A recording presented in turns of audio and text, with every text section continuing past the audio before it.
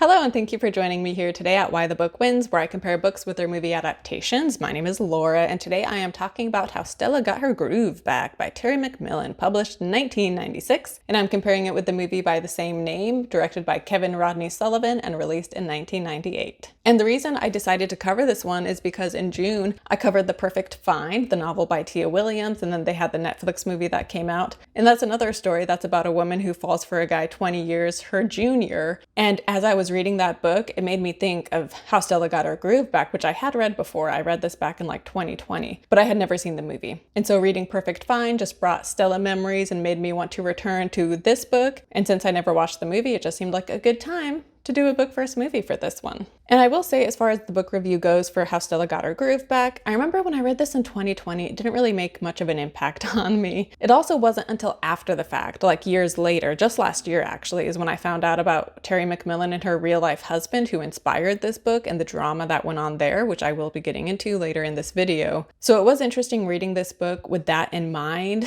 and I mean, it's sad too, but for the most part, this book was just pretty underwhelming, and I feel like it stays very surface level. I never felt like super invested in these characters and in their relationship, and there's like issues that come up that are just very quickly resolved and they just kind of move past it, and things also just happen very fast. And then the way it's written is like done in a very conversational tone, and I listened to this audio as an audiobook, which it was only like a 2-hour long audiobook, so this might be considered a novella because it is so short. Taye McMillan narrates it, and it almost just feels like a friend is just telling you about this experience she had, which can be a fun way to write a book. But for the most part, yeah, I just didn't find the writing to be anything too special. And yeah, this book was super popular when it came out, and the movie was very popular. And while I do think there is something about the name, it's just a very memorable, unique, catchy name. So I think that worked in its favor. But also she had Waiting to Exhale, which had already come out, and they'd already adapted that with Whitney Houston. So maybe the popularity of Waiting to Exhale helped this one be so popular. But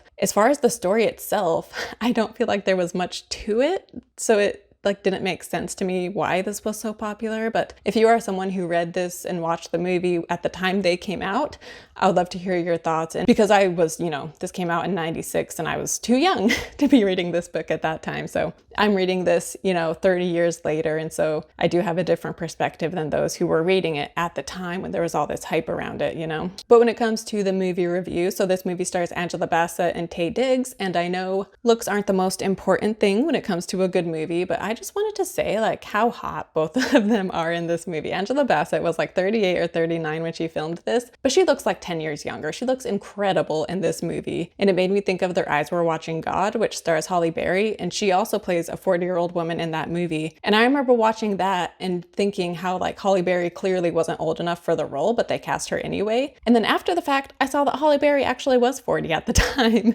But she and Angela Bassett have just aged so well. So even though they were 40, they looked like they were 30, and they just both look amazing in those two movies. Which, along with The Perfect Find, Their Eyes Were Watching God is also about a woman who is 40 and falls for a guy 20 years younger. So I will link to that as well, and if you are curious to hear my book versus movie for that one. But I also thought that in this movie, the characters just had great chemistry between each other. Angela Bassett and Taye Diggs have very believable chemistry, which is very important in a romance. But on top of that, I thought she had great chemistry with Whoopi Goldberg, who plays her best friend, and then the chemistry between her and her sisters, one of whom is played by Regina King. And then the chemistry between her and her 11-year-old son I thought was very believable too. So very well cast all the way around with this. And I do think this movie probably could have been, it's 2 hours long, and I think it could have been 20 to 30 minutes shorter because there are some side plots going on, specifically with Whoopi Goldberg's character. In the second half of the movie, there's something that happens with her that I was just kind of what?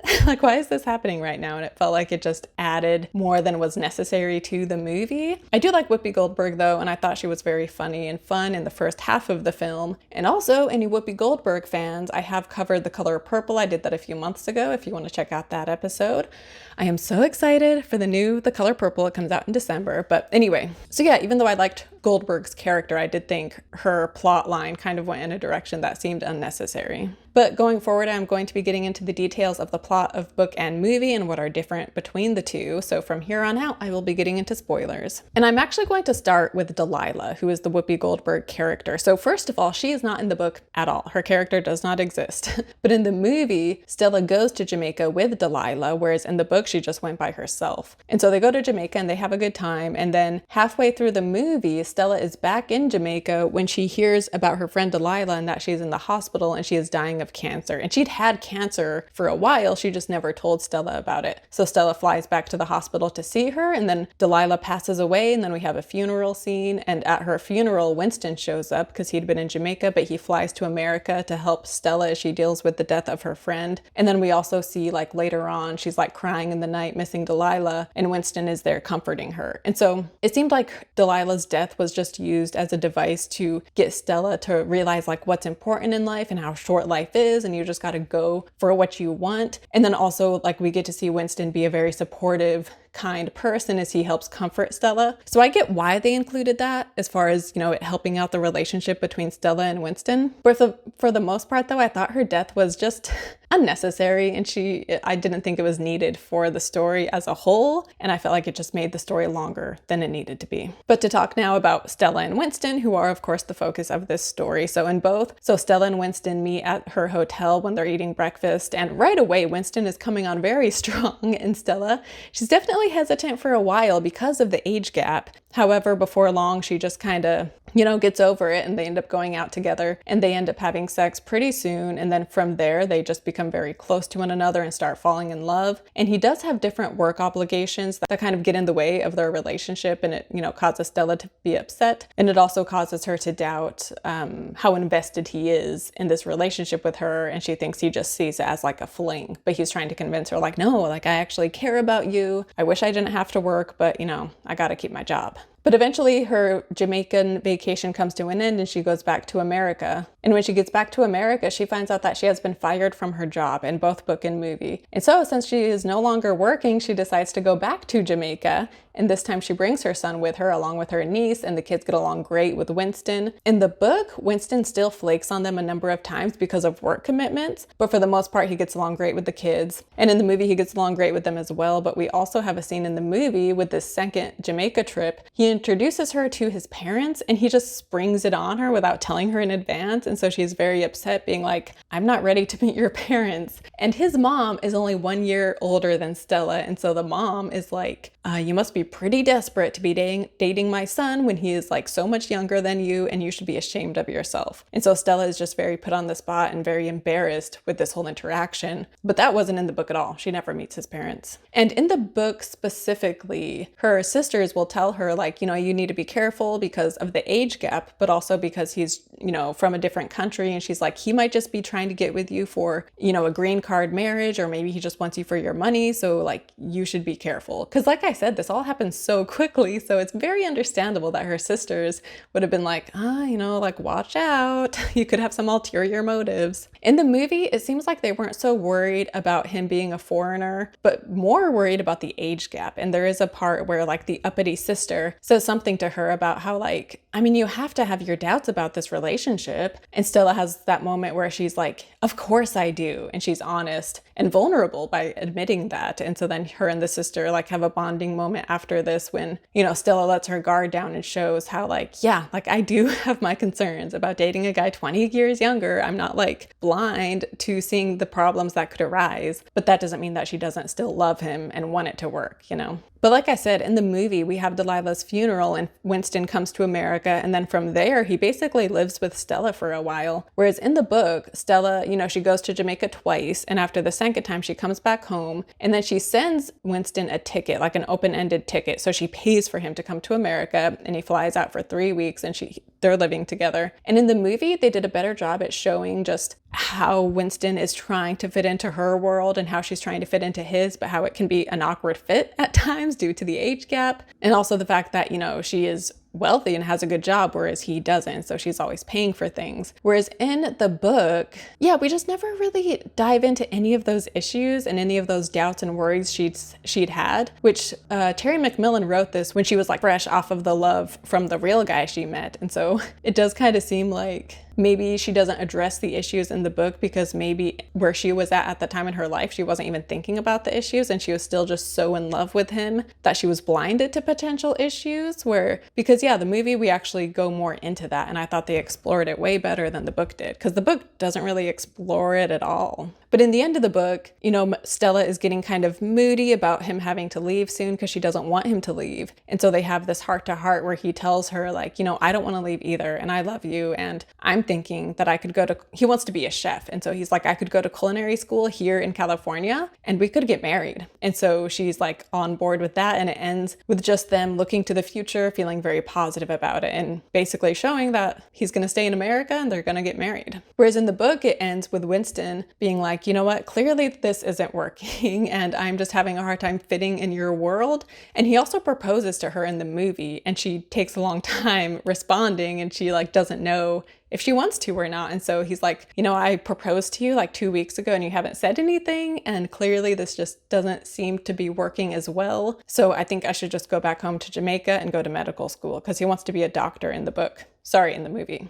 And so initially Stella is like, okay, yeah, that's a good idea. But then when he arrives at the airport, turns out Stella beat him there. And she's like, yes, I want to marry you. And how about you just go to school here in California? And so it ends with them kissing, and it's implied that he will stay in America and they'll get married and it'll be happily ever after. But then also I wanted to talk about Stella's job, because like I said, in both, she gets fired from her job. But in the book, she had created functional art, and that was like a hobby of hers. And partway through the book, her friend has an art show, and Stella contributes one of her pieces to the art show, and she meets this guy who is very taken with her art. And so by the end of the book, this guy has called her up, like wanting to work with her. And so she has a lead as to how she can make money doing something she loves, because she wasn't passionate about her job. Like, it paid well, but she didn't have passion towards it. But by the end of the book, she has like a concrete plan as to how to go forward with this. Whereas in the movie, she is fired, but then her boss calls her back and is like, hey, turns out you're an integral part of this company and we want to hire you back. But then she tells them no, because again, she didn't have a passion for that job. And so she decides she wants to work on her art, which she is passionate about. And the movie ends with that. So we don't know like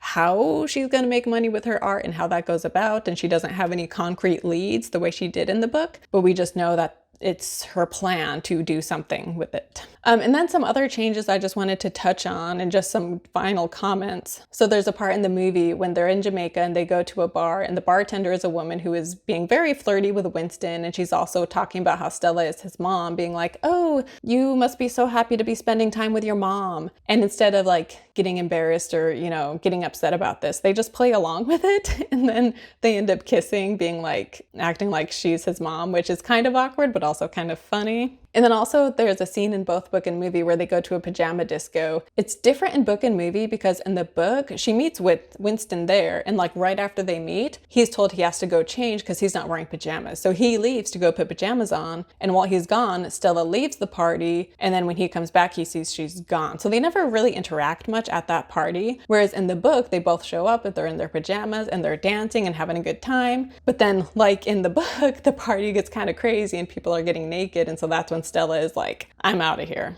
But I thought the pajama disco scene, we also have Whoopi Goldberg and the two guys that she's into are there. And just like seeing Stella and Winston dancing together, clearly having fun. And then just the guy that Whoopi Goldberg is trying to get Stella with. And just, it was just a very fun, cute scene in the movie. And then I did want to mention Regina King again, because she plays Stella's sister, not the one who's all uppity, but the more laid back, fun one.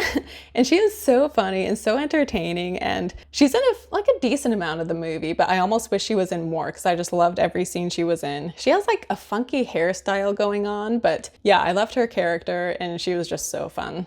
But before I wrap things up, I did want to talk about Taye McMillan because, as I said, she wrote this book based on her own experience. So she went to Jamaica when she was 40 and she met this guy named Jonathan Plummer who was like 20. And they get together very quickly and things move very fast. And she did have family being like, you know, be careful. He probably just wants a green card marriage, or he wants your money or whatever. But she doesn't believe him. And she's like, no, like she just fell so hard for this guy. And so he comes to America and they're married. And then in 2005, life. So they'd been together, I think they got married maybe in 98, or maybe they got married in 96. Anyway, a few years after their marriage, he comes out and tells her that he is gay and he wants a divorce. And so I think he claimed that in Jamaica, it's just not acceptable for a man to be gay. And so he just kind of suppressed those emotions, I guess. And it wasn't until he came to America, and then just as he got older, it just became more apparent that he was attracted to men, which again, I don't know this guy, so I'm just kind of making assumptions. But I did read that he talked about how he was raised in a culture where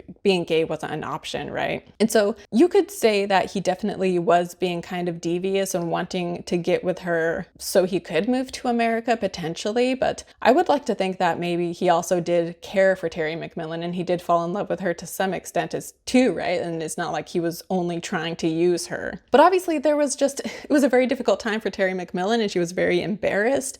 And she ended up suing him for emotional damages. And also this whole thing caused people to call her homophobic because she was so upset about it that they were like, oh, you're upset that he's gay, you're homophobic. And she's like, no, I'm not upset that he's gay. I'm upset that, he married me, and now he's saying he's gay, and just everything that was happening, right? And all of this drama. So she sued him. However, she withdrew the lawsuit because she decided that she didn't want to extend the drama, right? And she didn't want to hold on to these negative feelings. So she canceled the lawsuit. And in a 2010 interview, I think, which they were on Oprah, and they're on better terms now. And they said we're not best friends, but we're friendly. And then also Jonathan Plummer, and I think in 2010, he published his own book called Balancing Act, which, similar to Stella, definitely seems to be semi-autobiographical because it's about a guy who marries a woman and then they move to America. And then a few years into this marriage, he finds himself being attracted to men. So I haven't read the book, but I did think that was interesting that he wrote his own fictionalized story. But yeah, all in all, I do feel bad for McMillan having to go through all of that. But like I said, I would like to think more positively of Jonathan Plummer. And I'm sure there were some red flags with her marrying him, but I would like to think that he actually did care about her, and it wasn't just about coming to America or just about wanting her money or something. But again, I don't know either of them, so who am I to try to guess what the whole situation really was? But on to book versus movie. So I did try to think of this without Taye McMillan's real life in the back of my mind and just see it as fiction for what it is, because when you think about the real story behind it, it does kind of ruin the appeal because it doesn't end quite as happily ever after as you think it will based on the book and movie. But anyway, so seeing this just as fiction, I will say that I like the movie better. I was just, throughout the first half, when she's back and forth in Jamaica, I just felt myself smiling so much throughout the whole first half because it's just so fun. And again, just great chemistry. And it's just a very enjoyable movie. In the second half, it gets more serious. But I still enjoyed that. And I thought they did a really good job at going into the complications of this relationship. And I thought it was amazing performances by everybody. And yeah, again, the book just felt more surface level, whereas the movie, I felt like we went more in depth into their relationship and why they were drawn to each other, but also the issues that come about. Very similar to The Perfect Find. I feel like a lot of these things I'm saying, I said not that long ago when talking about The Perfect Find. But yeah, so the movie wins here. I would recommend it. I had a good time with it, like I just said. So yeah, comment down below if you have read this book or seen the movie. And again, specifically, if you read this book when it came out, I would like to know what your experience was with it. So yeah, share down below and we can talk about this. And don't forget to like and subscribe. And if you're listening to this as a podcast, don't forget to give my podcast a rating and review. And then I did mention Their Eyes Were Watching God. So if you want to check out that video, I will link to it here and you can go ahead and click on it. And then also, The Perfect Find could be another one you're interested in if you enjoyed this video. So again, thank you so much for watching and I will see you next time. Bye.